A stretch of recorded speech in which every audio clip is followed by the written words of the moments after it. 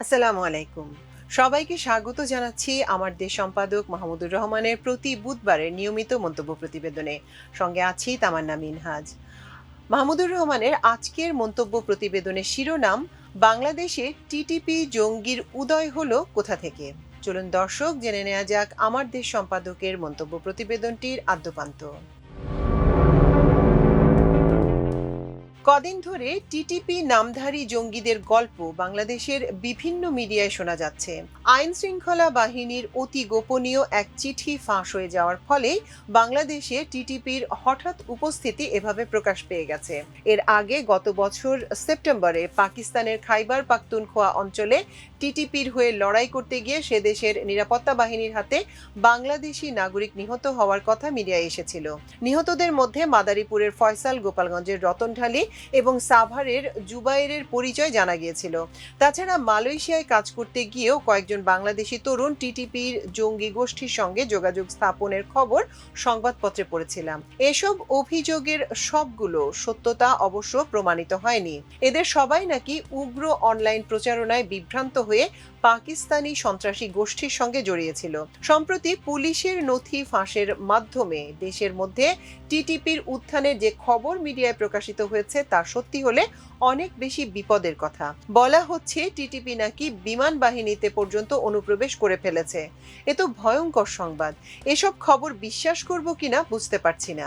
এ প্রসঙ্গে উল্লেখ করা যেতে পারে যে শেখ হাসিনা তার শাসনকালে কোনো বড় ধরনের রাজনৈতিক কিংবা অর্থনৈতিক ঝামেলায় পড়লেই দেশের জনগণ ও আন্তর্জাতিক মহলকে বিভ্রান্ত করার উদ্দেশ্যে আজ্ঞাবহ আওয়ামী পুলিশ নানা কিসিমের জঙ্গি নাটক নিয়ে হাজির হতো।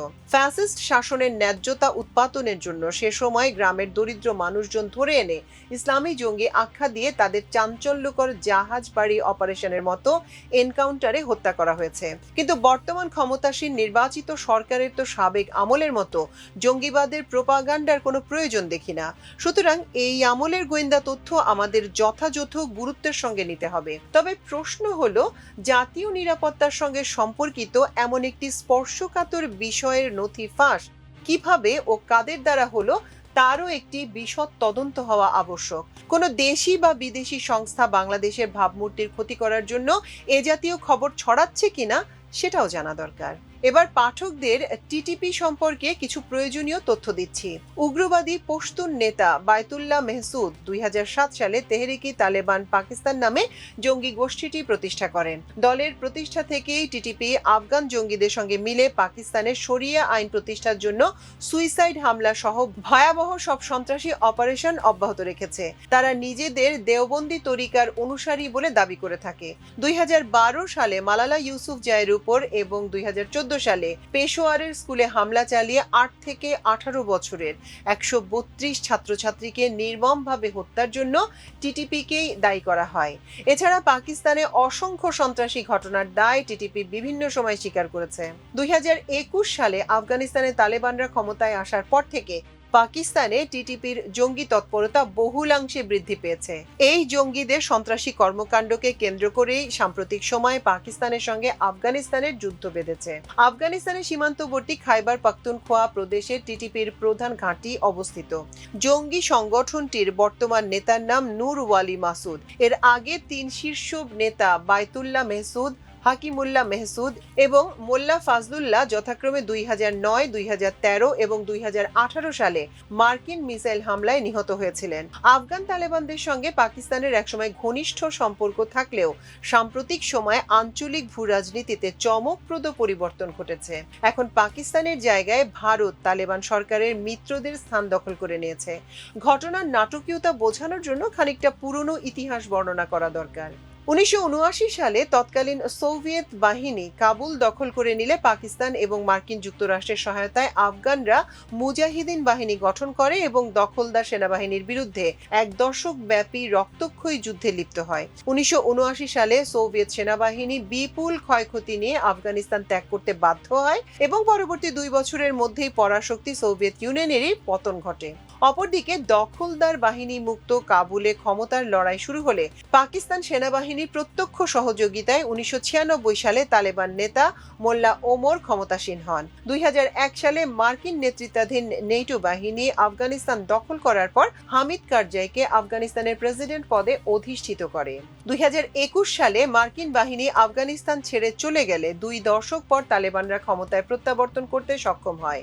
দখলদার সোভিয়েত বাহিনী 1989 সালে যুদ্ধে পরাজিত হয়ে কাবুল ছেড়ে চলে যাওয়ার পর থেকে 2021 সাল পর্যন্ত এই দীর্ঘ 32 বছর ভারত আফগানিস্তানে তালেবান বিরোধী নর্দার্ন অ্যালায়েন্সকে সর্বাত্মক সমর্থন দিয়েছে। হামিদ কারজাই এবং পরবর্তী আফগান প্রেসিডেন্ট আশরাফ গনির সঙ্গে ভারতের সুসম্পর্ক বজায় ছিল।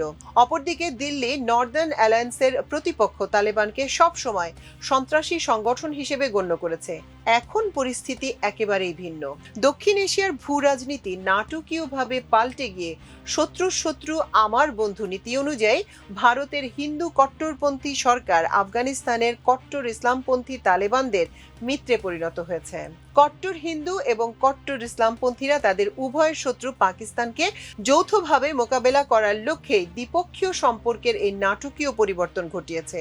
এই পরিবর্তিত অবস্থার পরিপ্রেক্ষিতে পাকিস্তান টিটিপি সন্ত্রাসী কার্যকলাপের উদ্বেগজনক বৃদ্ধির পেছনে সঙ্গত কারণে ইসলামাবাদ ভারতের গোয়েন্দা সংস্থা র-এর কানেকশনের অভিযোগ জোরে সোরে উত্থাপন করেছে।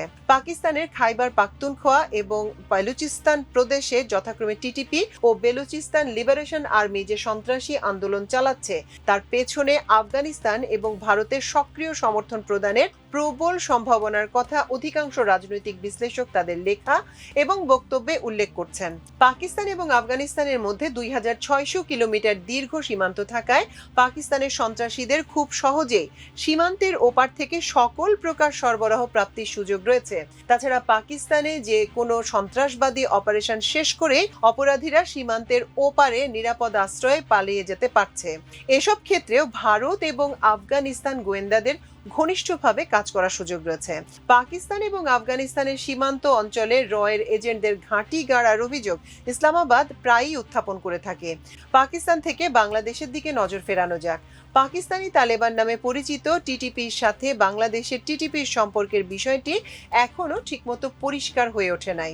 এটাও জানা যায় নাই যে বাংলাদেশে টিটিপি নামে কোনো জঙ্গি সংগঠনের অস্তিত্ব আদৌ আছে কিনা, নাকি অভিযুক্ত পুলিশ ও বিমান বাহিনীর সদস্য সহ আরো কিছু বিপথগামী বাংলাদেশি তরুণ শুধু অনলাইনে মগজ ধোলাই হয়ে পাকিস্তানি তালেবানের সদস্য হয়েছে। ফ্যাসিস্ট আমলে কিছুদিন পরপর বিচিত্র সব নামের কথিত জঙ্গি সংগঠন আবিষ্কারের মাধ্যমে গুম, বিচার বহির্ভূত হত্যা, আয়নাঘর ইত্যাদি পদ্ধতিতে ভয়াবহ সব মানবাধিকার লঙ্ঘন জায়েজ করা হতো। টিটিপির গল্প তখন শোনা যায় নাই। জুলাই বিপ্লব পরবর্তী বাংলাদেশের জনগণ পুরনো সেই সব নাটকের মঞ্চায়ন আর দেখতে চায় না। পার্শ্ববর্তী দেশ থেকে বাংলাদেশের জঙ্গিবাদের উত্থানের প্রচারণা দীর্ঘদিন ধরে চলে আসছে। 2001 থেকে 2006 সাল পর্যন্ত নানা উপায়ে তৎকালীন বিএনপি সরকারকে বিব্রত করার ষড়যন্ত্র আমরা প্রত্যক্ষ করেছিলাম। সারা দেশ জুড়ে একদিনে কয়েক শত বোমা বিস্ফোরণের রহস্যজনক ঘটনা আমাদের ভুলে যাওয়ার কোনো সুযোগ নেই। বিদেশি আধিপত্যবাদী শক্তি এবং তাদের এদেশীয় এজেন্টদের সংযোগ এবং নিবিড় পরিকল্পনা ব্যতীত দেশের প্রায় প্রতিটি উপজেলায় একই দিনে এমন সন্ত্রাসী ঘটনা সংগঠিত হওয়া সম্ভব ছিল না।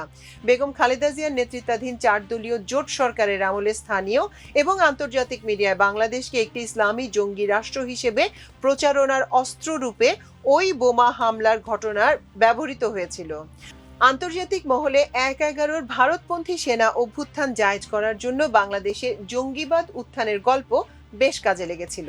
15 বছরের ফ্যাসিবাদী আমলে দেশব্যাপী একযোগে বোমা বিস্ফোরণের রহস্যের কিনারা করার কোনো উদ্যোগ গ্রহণ করা হয় নাই। তারা হয়তো থলের বিড়াল বেরিয়ে যাওয়া নিয়ে শঙ্কিত ছিল। বর্তমান নির্বাচিত সরকারের বিষয়টি নিয়ে তদন্ত করা উচিত বলে আমি মনে করি। সেই সন্ত্রাসী ঘটনার প্রকৃত কুশীলবদের চেহারা উন্মোচন করতে পারলে বর্তমানে ষড়যন্ত্র মোকাবেলা করা সহজ হবে। অতীতের অভিজ্ঞতার আলোকে আমাদের যে কোনো জঙ্গি গল্প বিশ্বাস করার আগে সকল প্রাসঙ্গিক তথ্য সঠিকভাবে উদ্ঘাটন এবং সেগুলো যথাযথ বিচার বিশ্লেষণ করা আবশ্যক।